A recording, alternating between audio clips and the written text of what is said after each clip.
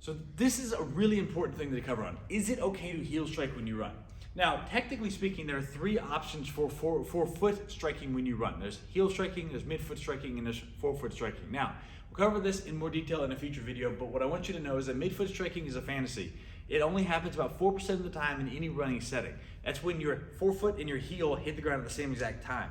It's very, very hard to repeat, and it's also not a feasible way for your body to run. The midfoot is technically the arch, and so you should not be putting load on that. If you're doing load on that, it means something went up and it's not going to be comfortable.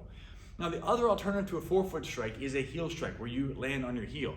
This is something that is only an option when you wear thick-soled shoes. The problem with that is it doesn't scale up. If you are heel striking, you're generally overstriding, reaching out in front of your body and making contact.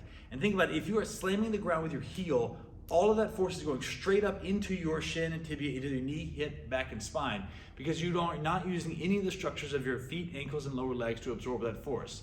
Now, the thing to understand is that when you forefoot strike, the transient force is essentially zero. Your body absorbs it and reproduces it. Now, the problem is not that there's an extra force when you heel strike, it's that it gets absorbed by passive structures, meaning the bones and the joints, and it's all rapid. There's a huge rapid onset when you hit the ground and you go straight up into your body.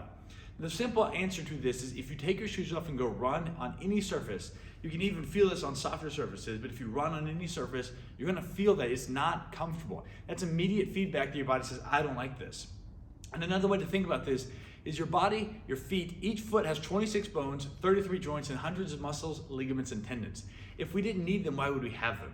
Now, what you want to think about is your feet, ankles, and lower legs are built like springs. They're meant to absorb force and reproduce it effectively. It's kind of like using your fingers to grip something, your toes engage with the ground, and that allows you to absorb force and reproduce it.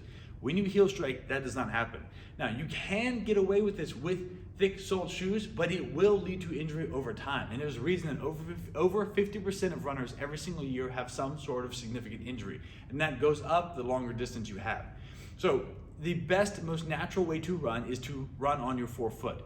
You can get away with heel striking. It is not ideal and it's going to lead to injury.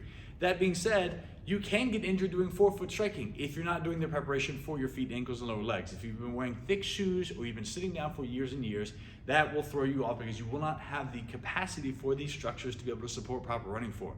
So we were all born packaged as kids to be able to run well. We lose that over years of wearing shoes and sitting down all the time. So the question is not can you do this, it's do you have the capacity to maintain a proper running strike over time? And if you don't, and you just throw on a big pair of Hokas and go heel strike, you might be able to get away with it, but it will likely lead to injury. It will certainly lead to worse performance, and it will lead to a lack of capacity in your body over time. So do your best to run on your forefoot and try to minimize heel striking. If you agree or disagree, let me know in the comments below. Ask any questions you have.